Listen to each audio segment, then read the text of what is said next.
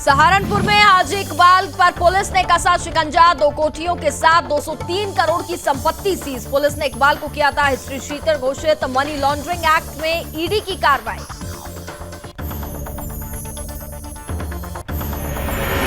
मुरादाबाद में बेटी का रिश्ता हुआ शर्मसार। सगी बेटी से दुष्कर्म कर रहा था आरोपी। रियाजुद्दीन मुंह खोलने पर देता था हत्या की धमकी। घटना की जांच में जुटी पुलिस।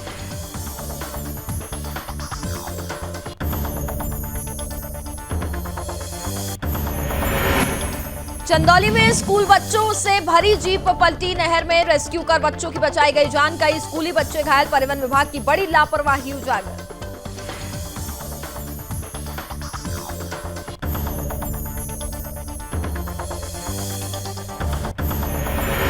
और नवरात्रि पर्व को लेकर पुलिस सख्त। सुदर्शन न्यूज की टीम ने उठाई थी आवाज। एसपी ने दिए मीट की दुकान बंद करने के निर्देश। निर्देशों का उल्लंघन करने पर होगी सख्त कार्रवाई।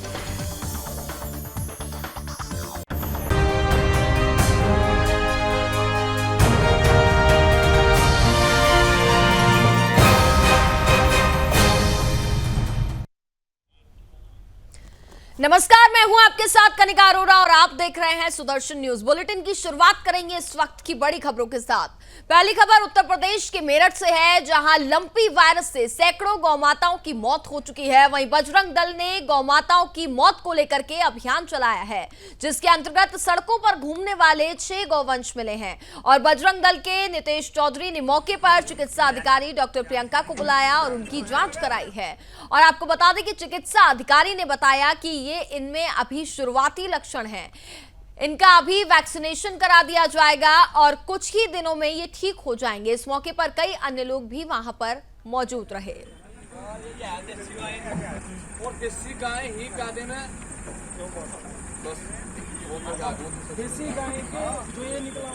आज यहाँ प्रतापपुर थाना क्षेत्र के अंतर्गत जो आवारा पशु यहाँ पे घूम रहे थे, 6 ऐसे पशु हमने पकड़े हैं। उनका मौके पर पशु चिकित्सा अधिकारी जो यहाँ पे हैं डॉक्टर प्रियंका जी, उनको बुलाकर उनका जांच कराया। उनमें कुछ शुरुआती लक्षण लंपी रोग के पाए हैं। मौके पे ही उनका ट्रीटमेंट कराया है।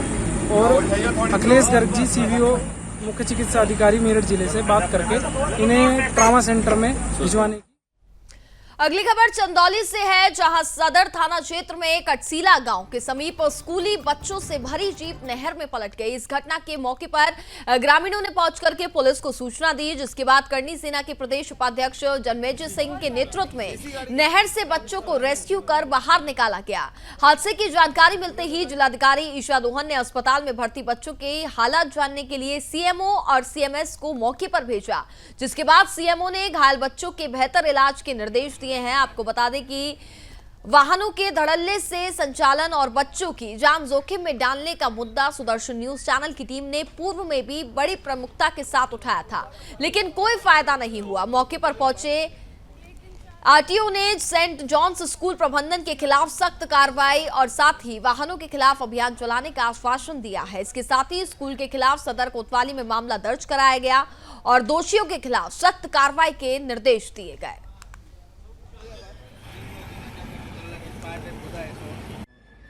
आज जिला चंदौली में सदर तहसील में सुबह एक वाहन जा रहा था जिसमें 32 बच्चे थे और वो वाहन पलटने से 4 बच्चे घायल हुए। हालांकि बहुत गंभीर चोटें नहीं हैं। बच्चों और उनके परिजनों से मेरी दोनों लोग से बात भी हुई और मौके पे सीएमओ एसडीएम सभी लोग गए भी, तो बहुत ज़्यादा गंभीर चोट नहीं है। इसमें जो वाहन है उसके खिलाफ एफआईआर कराया गया है थाना सदर में। और जो स्कूल है सेंट जॉन स्कूल के बच्चे थे, ये स्कूल के विरुद्ध भी एफआईआर इसमें कराया गया है। सुदर्शन न्यूज चैनल ने इस खबर को बहुत प्रमुखता से पहले भी दिखाया चुका है कि सेंट जॉन्स विद्यालय में डग्गा मार वाहन का भरमार है। कुछ वाहनों पर कार्रवाई की गई थी, लेकिन एआरटीओ प्रशासन की मिली भगत से उसको ठंडे बस्ते में डाल दिया गया। ये बहुत बड़ा भ्रष्टाचार है। हर विद्यालय में डग्गा मार वाहन चल रहे हैं। लगता है प्रशासन किसी बड़े हादसे का इंतजार कर रहा है। और इस संबंध में आज मैंने एसपी चंदौली को भी सूचना दिया है। जिलाधिकारी महोदया को फोन किया था, लेकिन उनका फोन रिसीव नहीं हुआ है। मौके पर कोतवाल संतोष सिंह पहुंचे हैं हमारी सूचना पे, और यहाँ के करणी सेना के लोग भी आए हैं। अब देखना ये है कि यहाँ पे कार्रवाई होती है कि बस केवल बस आके खाना पूर्ति की जाती है। कैमरामैन जितेंद्र के साथ जिला संवाददाता प्रशांत सिंह, जनपद चंदौली। अगली खबर बरेली से है, जहां धर्मांतरण से परेशान होकर हिंदू संगठनों ने स्थानीय पुलिस से सघन चेकिंग अभियान चलाने की मांग की है। आपको बता दें कि बरेली के सिविल लाइन क्षेत्र में रहने वाले कुछ मुस्लिम और क्रिश्चियन धर्मगुरु क्षेत्रीय लोगों को पैसे, नौकरी का प्रलोभन देकर के धर्मांतरण कराते हैं। कुछ इलाकों में पिछले दिनों में लव जिहाद, गौकशी और धर्मांतरण जैसे मामलों में इजाफा हुआ है, जिसके चलते हिंदू संगठनों की मांग है कि धर्म की आड़ में किसी बड़ी घटना को अंजाम देने की फिराक में लगे लोगों को पकड़ा जा सके। वहीं दूसरी ओर सूत्रों की माने तो बरेली में आईएसआई एजेंट को सक्रिय कर हवाला के जरिए बड़ी रकम इकट्ठी करके बड़ी वारदात को अंजाम देने की तैयारी की जा रही थी।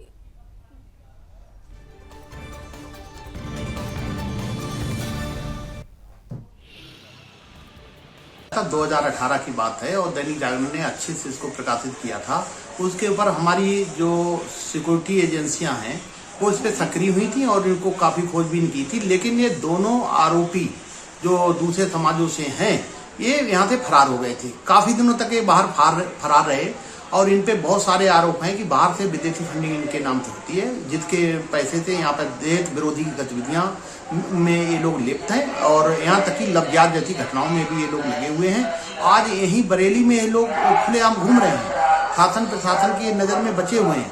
हम चाहते हैं कि हमारा शासन प्रशासन सक्रिय हो और इनको शीघ्र गिरफ्तार करे।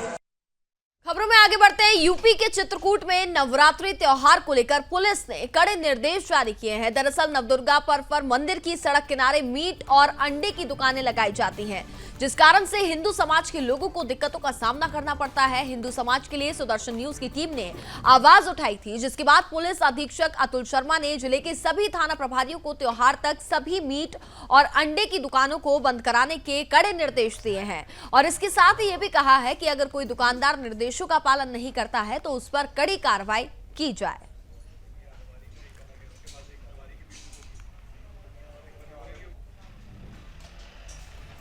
यहाँ का रखरखाव और यहाँ का रजिस्टर को चेक किया गया।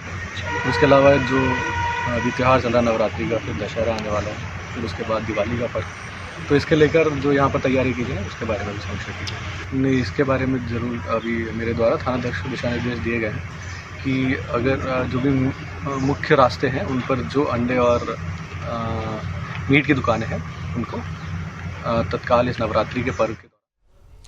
अगली खबर कानपुर से है, जहां आपको बता दें कि पुलिस को बड़ी कामयाबी हाथ लगी है। थाना महाराजपुर क्षेत्र के गागुखेड़ा में 10 सितंबर की रात को बड़े भाई ने छोटे भाई के सिर पर डंडों से मार मार करके उसकी हत्या कर दी थी। दरअसल आरोपी की पत्नी से उसके भाई पर अवैध संबंधों का शक था और शक के चलते अपने भाई की जान ले ली। इस घटना के बाद आरोपी फरार चल रहा था।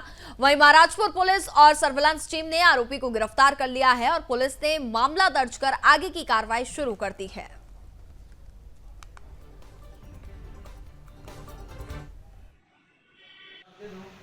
दिनांक 10/11 की रात में घाघूपुर गांव है, थाना महाराजपुर में, सुनैला चौकी के अंतर्गत कानपुर आउटर डिस्ट्रिक्ट में, वहां पर शिव बहादुर यादव नाम के एक नवयुवक की हत्या हुई थी। इस हत्या को उसके भाई ने ही किया था। इसका भाई जो धनंजय यादव उस पिंटू था, इसको ये आशंका थी कि उसकी पत्नी के साथ उसके भाई के अवैध संबंध, सिर्फ अवैध संबंध आशंका पर, तो ये इसी बात को लेकर कई बार ये अपनी पत्नी को प्रताड़ित भी कर चुका। अगली खबर ललितपुर से है, जहां ग्रामीणों ने दबंगों द्वारा सरकारी हैंडपंप का रास्ता बंद कर हैंडपंप पर कब्जा करने का आरोप लगाया है और ग्रामीणों द्वारा बताया गया है कि सरकारी हैंडपंप पर कब्जे के बाद से ही पेयजल की समस्या उत्पन्न हो गई है। दबंगों की धमकी से परेशान गांव की करीब 2 दर्जन महिलाओं और पुरुषों ने खाली बर्तन लेकर कलेक्ट्रेट में धरना प्रदर्शन किया और बंद किए गए रास्तों को खुलवाए जाने की मांग उठाई है।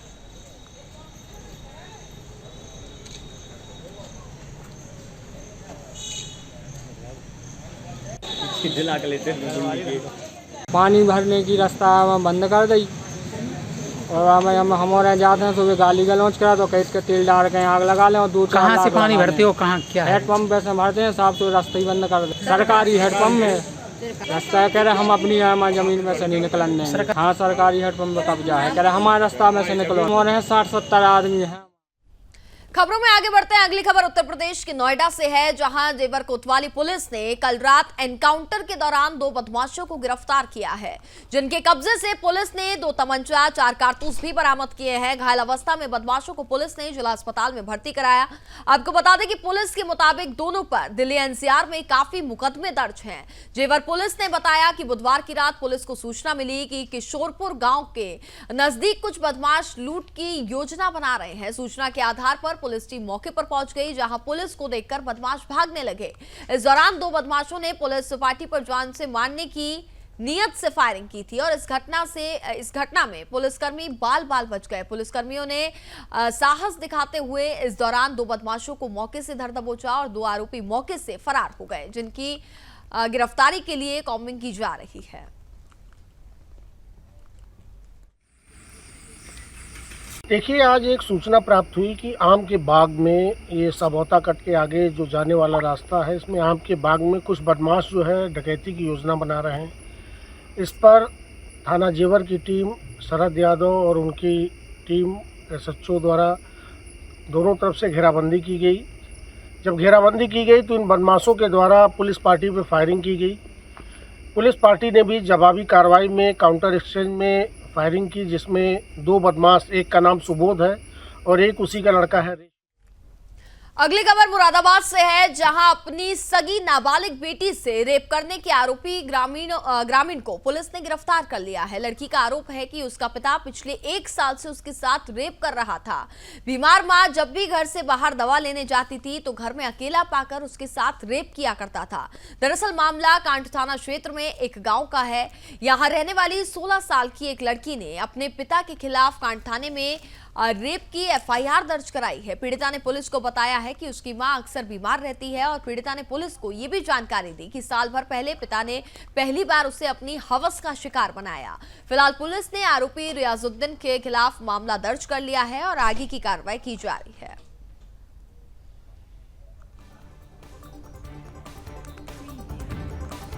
पीड़िता के द्वारा एक शिकायत की जाती है कि जब भी उसकी मां घर से बाहर होती है तो उसके पिता रियाजुद्दीन के द्वारा उसके साथ गलत काम किया जाता है। ऐसा लगभग 1 वर्ष से पीड़िता के साथ हो रहा था। लगातार वो उसको धमकाता था, मारता था, पीटता था। पिछली रात को पीड़िता के साथ फिर उसने ज़बरदस्ती गलत काम करने का प्रयास किया, तो इस पर पीड़िता के द्वारा विरोध किया गया। पिता के द्वारा पिटाई की गई। इस पर जो है पीड़िता जब चिल्लाई तो घर में जो मौजूद उसकी माँ थी और जो खाला थी वो वहाँ पर आती हैं। तो पीड़िता की इस शिकायत पर जो है थाना कांट पर मुकदमा प्राथमिक संख्या 366/22 पंजीकृत किया गया। अगली खबर यूपी के पालिया से है, जहां दुधवा नेशनल पार्क के जंगलों से निकलकर जब मांसाहारी जंगली जीव गांव की तरफ रुख मोड़ चुके हैं। कई दिनों से पालिया क्षेत्र में कई गांव में टाइगर और तेंदुआ खुले में घूमते हुए नजर आ रहे हैं। अभी कुछ दिन पहले ही गांव के एक युवक को तेंदुए ने मार दिया था। आपको बता दें कि बीती रात छठ घाट के पास 2 तेंदुए घूमते हुए नजर आए, जो आपको बता दें कि गांव के एकदम किनारे है। वहां पर कुछ घर भी बने हुए हैं। वहां से निकलने वाले राहगीरों के वाहनों की लाइट जब उन पर पड़ी तब वह तेंदुए नजर आए। राहगीरों द्वारा वन विभाग को इसकी जानकारी दी गई और तेंदुए की लोकेशन पर भी नजर रखी जा रही है।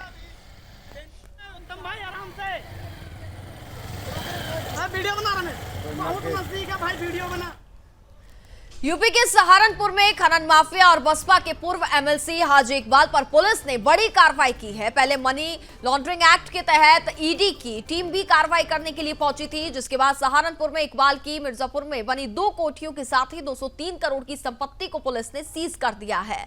आपको बता दें कि यूपी पुलिस ने इकबाल पर 50,000 रुपए का इनाम भी घोषित किया हुआ है और हाजी इकबाल के खिलाफ अवैध खनन समेत दर्जन मुकदमे दर्ज हैं। पूर्व एमएलसी इकबाल फरार है, जबकि उनके 3 बेटों और भाई को पुलिस पहले ही गिरफ्तार कर जेल भेज चुकी है। संख्या 457/22 थाना बेहट पर मुकदमा अपराध संख्या 457/22 पंजीकृत था, जिसकी विवेचना थाना मिर्जापुर द्वारा की जा रही थी। इस मुकदमे के विवेचना के क्रम में ये प्रकाश में आया कि उक्त अभियुक्त के द्वारा ये संपत्ति, जो कि एक भवन है और इसके अलावा 150 करीब और अन्य भूभाग हैं, जिसको अपराध करके अवैध रूप से अर्जित किया गया था। तो इसमें विधिक कार्रवाई करते हुए सहारनपुर पुलिस द्वारा आख्या प्रेषित की गई धारा 14(1) गैंगस्टर एक्ट के अंतर्गत, और आज इसमें धारा 14(1) के अंतर्गत जो जब्तीकरण की कार्रवाई है उसको संपादित की जा रही है। अगली खबर शामली से है, जहां नाबालिग बच्ची के साथ दुष्कर्म का मामला सामने आया। आपको बता दें कि बच्ची के पड़ोस में रहने वाले 60 साल के आरोपी ने बच्ची के साथ दुष्कर्म की वारदात को अंजाम दिया है। इस घटना की जानकारी के बाद बच्ची के परिजनों ने पुलिस थाने में शिकायत दर्ज कराई, जिसके बाद पुलिस ने मामले की गंभीरता को देखते हुए मौके पर पहुंचकर घटना की जांच पड़ताल शुरू कर दी। पुलिस ने आरोपी को फिलहाल गिरफ्तार कर लिया है और आगे मामले की जांच की जा रही है। देखिए, जनपद शामली के थाना गढ़ी पुख्ता अंतर्गत ग्राम ताना में कल रात में एक सामाजिक अपराध हुआ है जिसकी जितनी निंदा की जाए कम है। बेसिकली एक 6 वर्षीय बालिका की पड़ोसी ही लगभग 60 वर्षीय अभियुक्त द्वारा बलात्कार की घटना की गई थी। रात्रि में ही लगभग 1:30 बजे के आसपास पीड़िता के पिता द्वारा थाने पे जो तहरीर दी गई थी, तहरीर के आधार पर उचित धाराओं में आईपीसी के साथ साथ पॉक्सो एक्ट के अंतर्गत अभियोग का पंजीकरण कराया गया था। नियमानुसार पीड़िता का मेडिकल इत्यादि उसको कार्रवाई कराई गई और 24 घंटे के अंतर्गत ही वो जो 60 वर्षीय अभियुक्त था, जो उसी गांव का पीड़िता का पड़ोसी ही था, उसकी गिरफ्तारी की जा चुकी है। महाराष्ट्र के नांदेड़ में जिले के बिलौली तहसील ग्रामीण क्षेत्रों से हो रही रेत की तस्करी का अवैध व्यापार बेखौफ चल रहा है, जहां ग्रामीण क्षेत्रों से रेत की भारी मात्रा में तस्करी की जा रही है। दिन दहाड़े रेत माफिया का अवैध व्यापार बेखौफ चल रहा है, जिसके चलते सड़कें भी बदहाल हो रही हैं। इसके लिए जिम्मेदार विभाग द्वारा भी कार्रवाई के नाम पर सिर्फ खाना पूर्ति देखने को मिल रही है। तो वहीं अब देखना ये होगा कि स्थानीय प्रशासन मामले पर कब संज्ञान लेता है।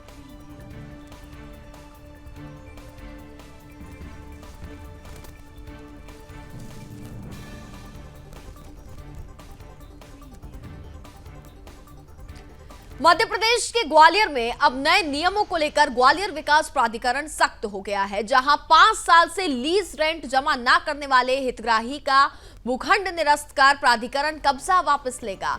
ग्वालियर विकास प्राधिकरण के सीईओ ने सुदर्शन न्यूज से खास बातचीत करते हुए बताया कि नगरीय विकास प्राधिकरण अब नए आदेशों को लेकर विभाग संपत्तियों के नवीनीकरण सहित लीज रेंट नामांतरण को लेकर के ऑनलाइन सॉफ्टवेयर तैयार किया गया है, जिसमें हितग्राही का मोबाइल नंबर सहित ईमेल आईडी भी दर्ज की गई है। इसके साथ ही हितग्राहियों को प्राधिकरण कार्यालय के चक्कर नहीं लगाने पड़ेंगे। हितग्राही घर बैठे कहीं से भी अपनी संपत्ति, प्लॉट, फ्लैट या मकान, दुकान का नवीनीकरण एवं लीज रेंट जमा कार्य घर बैठे ही अब कर सकेंगे।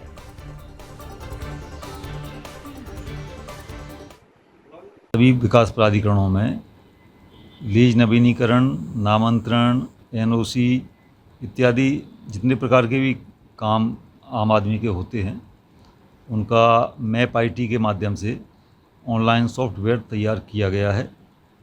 उसमें जो भी डाटा है वो फीड हो रहा है और शीघ्र ही, अतिशीघ्र इसमें वो डाटा ऑनलाइन हो जाएगा और उसमें जो हितग्राही हैं, खासकर जो लीजधारी हैं, वो अपने घर बैठे लीज नवीनीकरण से संबंधित कार्य, लीज रेंट जमा करने से संबंधित कार्य घर। चलिए खबरों में आगे बढ़ते हैं। उड़ीसा के कटक शहर में विश्व हिंदू परिषद की ओर से वीर बलिदानियों को पितृपक्ष के अवसर पर एक रैली निकाल करके श्रद्धांजलि अर्पित की गई। वहीं सभा का आयोजन कर श्रद्धांजलि दी गई। आपको बता दें कि विश्व हिंदू परिषद के भागवत साहू के नेतृत्व में वीर बलिदानियों के पूर्वजों की श्रद्धांजलि को लेकर के एक रैली का आयोजन रखा गया। वहीं श्रद्धांजलि सभा में वीर बलिदानियों को याद किया गया। इस अवसर पर विश्व हिंदू परिषद के सैकड़ों सदस्य वहां पर मौजूद रहे।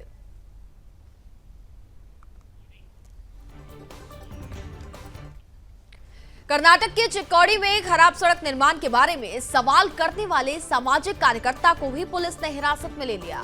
आपको बता दें कि बेलगाम जिले के रायबाग तहसील के हारूगिरी गांव में भाजपा पार्टी का कुर्ची विधानसभा क्षेत्र के नेतृत्व में स्वास्थ्य जांच कार्यक्रम का आयोजन किया गया। इस कार्यक्रम में समाज सेवियों ने कुर्ची विधानसभा क्षेत्र की सड़कों की बदहाली पर कुछ सवाल किए। तो वहीं अब देखना ये होगा कि पुलिस प्रशासन विकास को लेकर कार्य कर रहे सामाजिक कार्यकर्ता को क्या राहत देती है।